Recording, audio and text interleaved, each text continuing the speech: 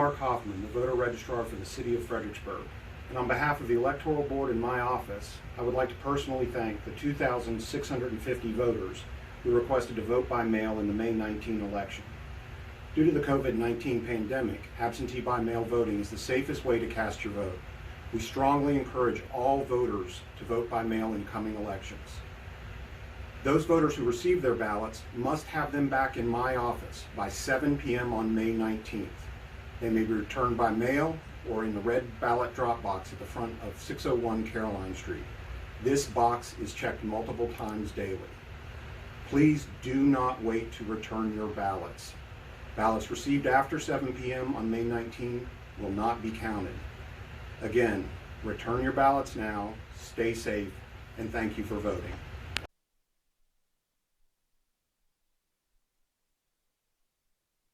Good afternoon, Mike Jones, Fire Chief, City of Fredericksburg. Let's talk a little bit more about COVID-19, some of the statistics and other things that are going on related to that. So we're now up to 873 positive cases in the health district. We did have increases last night, not only in the city, but in the entire region.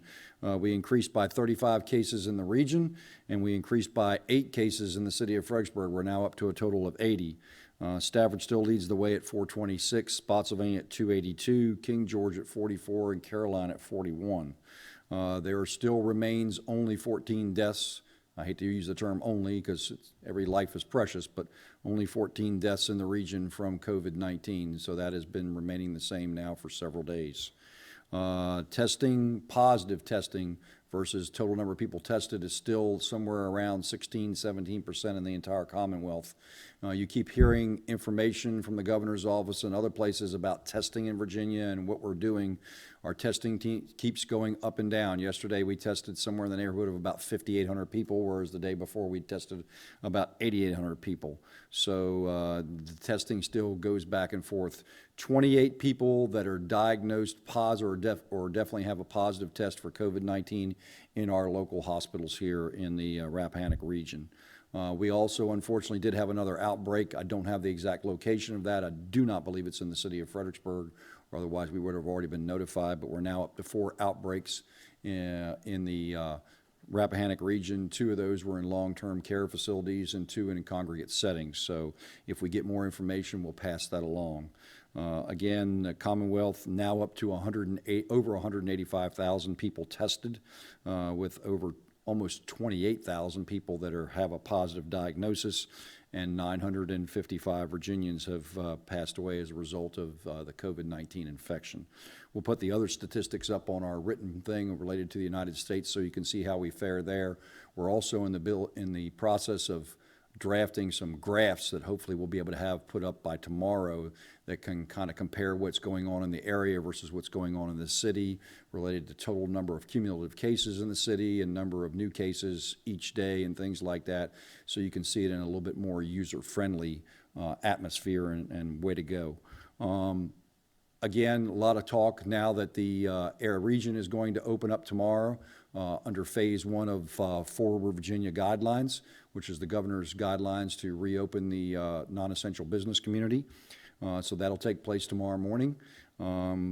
We hope to, by the end of the business day today, have a press release out that talks about the governor's guidance, gives you a copy of the governor's guidance, and then gives some bullet points related to that in front of that.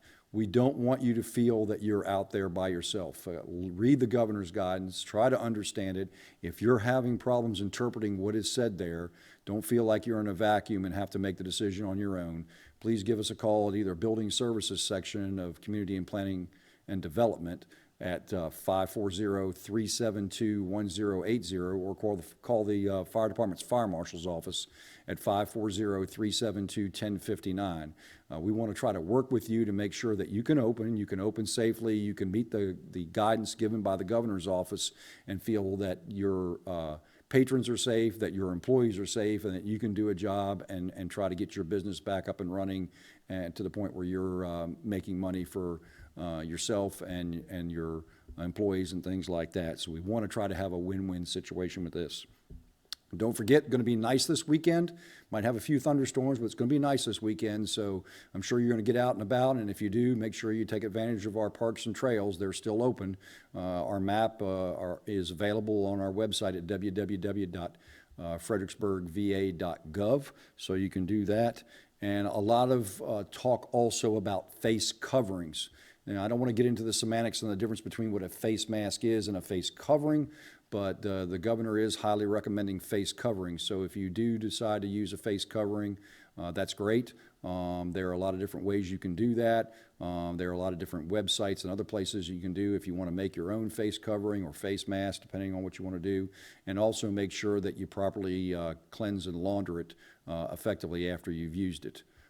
So we have those information is out there and available on the internet to be able to find that and do those type of things.